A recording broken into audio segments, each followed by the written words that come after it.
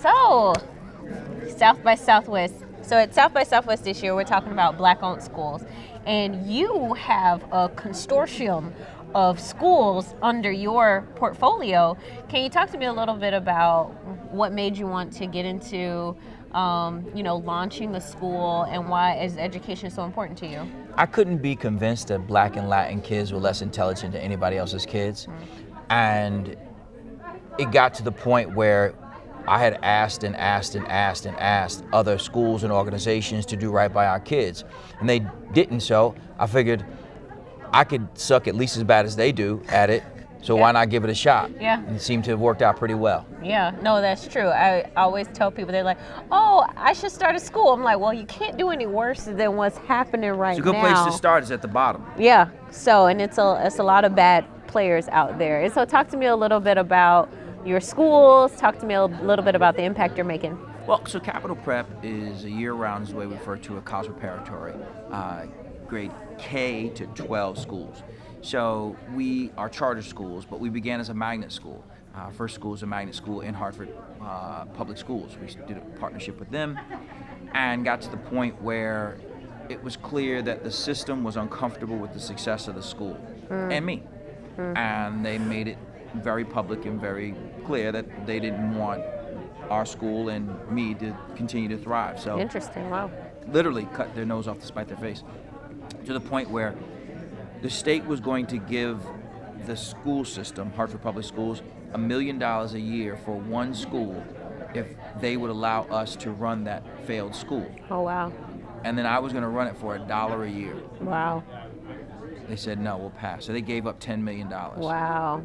Despite the fact they acknowledged that we were one of the top performing schools in the country. 100% of our graduates go on to four-year college, yada, yada, yada. U.S. News and Report, it didn't matter.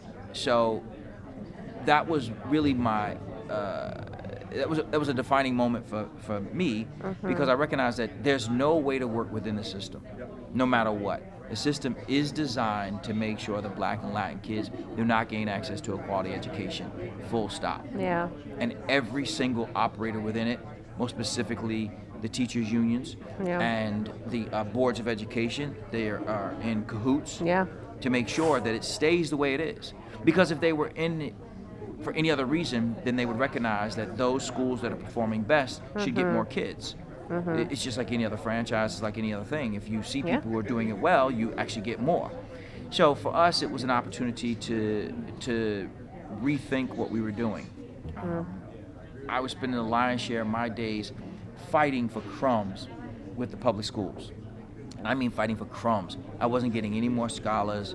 I wasn't getting any more dollars. We weren't getting any more freedom.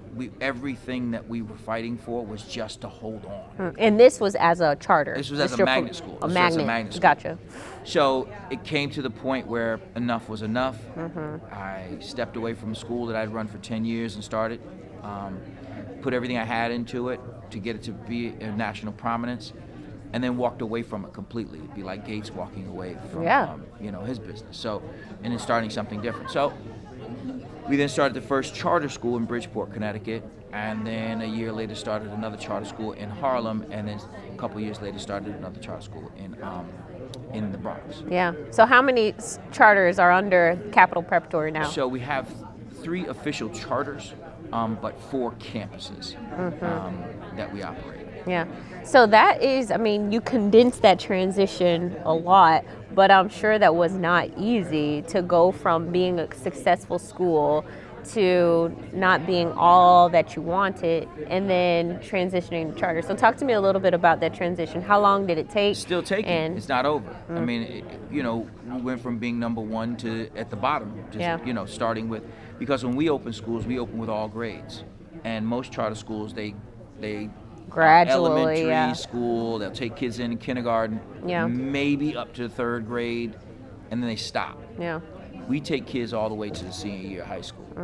So starting a school with a senior class from some of the lowest performing school systems in America is by design the most challenging thing that you can do. Yeah. It is turnaround work without the resources of turnaround. And what I mean by resources is having the number of people that you need in order to provide the level of support that these children didn't get. I mean, having seniors who have been to 4 or 5 high schools enrolled in your school. It's not like they're on a high school tour. There are reasons why those children are in this situation, but we make the commitment still to send them to a 4-year college regardless of where they come from. We want to establish where they're going. So the transition is still going, plus the nuts and bolts of it. We didn't start off as a black-led charter school. We didn't start off with the largesse that others did. Yeah.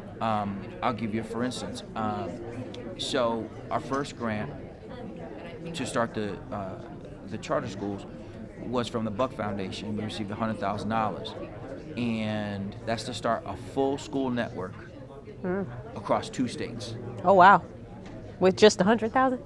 Right. Ooh. So, so then the next year, I went back and I asked for 200. Yeah. And the at the time the grants person called me down and she asked me if she could speak to me. I was like, dang, what did I do? So I was prepping on the train ride down, like, what am I gonna say? How am I gonna apologize? I shouldn't have asked for so much money.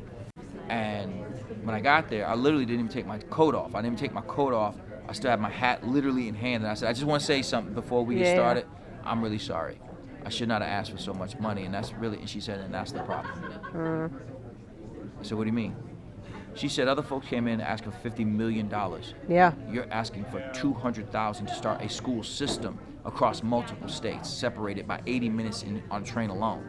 So you can't even build on the on the bench that you had. It's not like, again, other charter networks do it this way. They said a school and elementary school, they grow that up, and then maybe they'll start branch in high off. school, Yeah.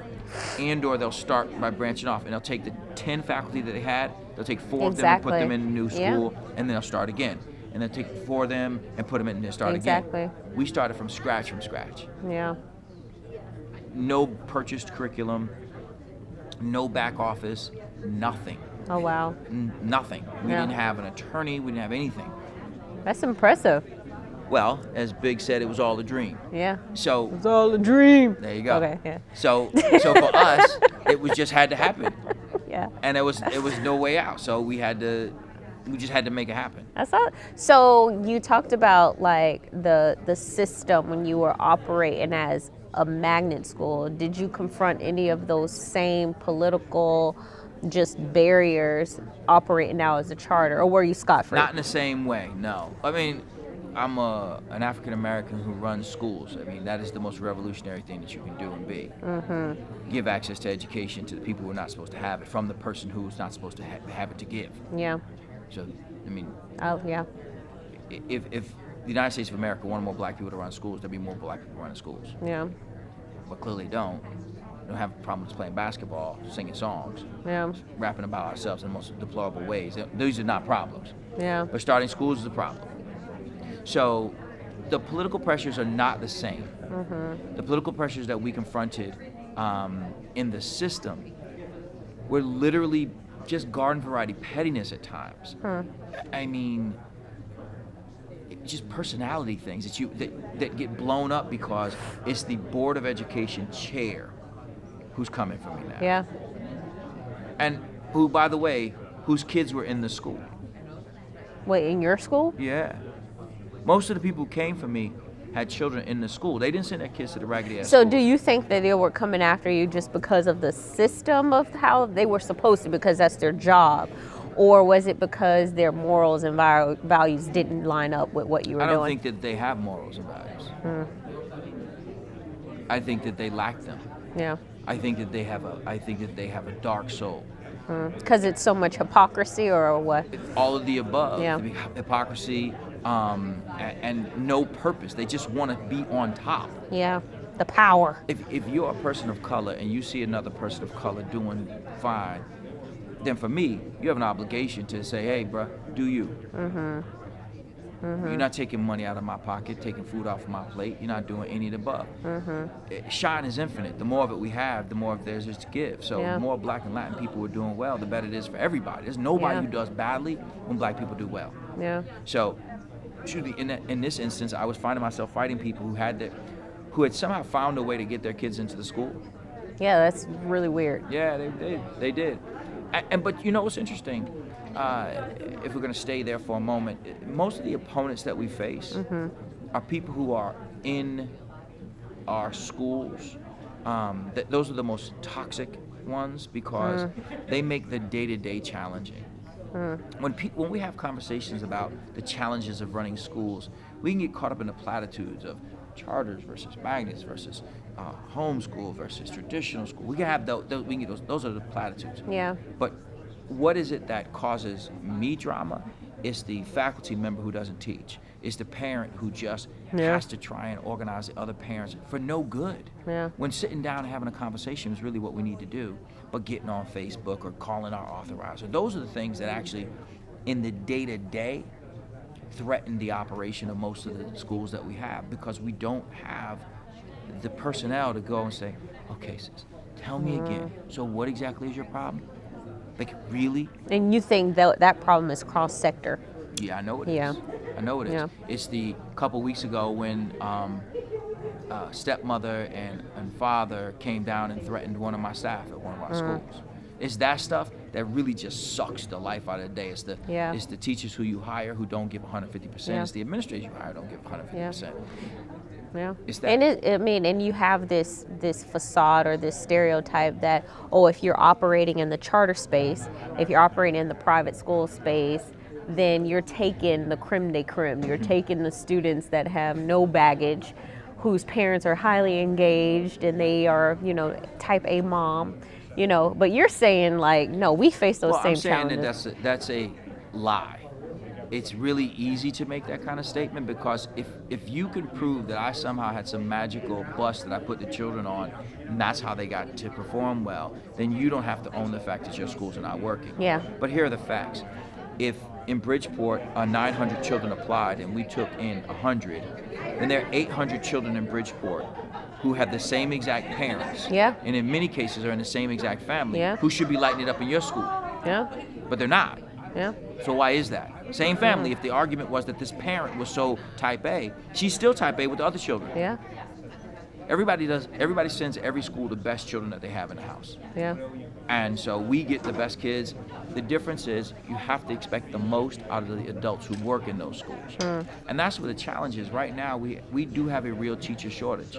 Yeah. And it is killing us. It is an existential threat to all we do. And then again, you have the unions coming behind and just creating noise. They are, anti-charter when charters are not unionized, but pro-charter when they're unionized, because really it's all about them being able to control. Literally. Yeah. For their own good and to our own demise. Yeah. So in closing, talk to me a little bit about maybe a success story of a student or some bright spot that you often think about. Where all day. They're nonstop. I mean, success stories abound. I just got a text on the flight down. There's a young lady, her name is Danielis, and she's a senior, and she hadn't been doing her best up to this point, and I think she would say that. And I just looked at her third, we call our quarters quints because there are 5 of them, third quint grades, and she's lighting on fire. She's waiting here from colleges, and I mean, nowhere else would that have happened for her. Yeah. Nowhere else. People would have given up on her because, she got a little stank personality. Yeah. I love her to pieces, but she can be a teenager. She just got a little spice to her. She does, and That's and fine. there are times in which grown people don't want to deal with her. Exactly. Yeah. Well, thank you so much. This is Black Minds Matter featuring Dr. Steve Perry, the founder of Capital Preparatory Schools, on this Black-owned schools tour at South by Southwest. How cool is that? Thank you.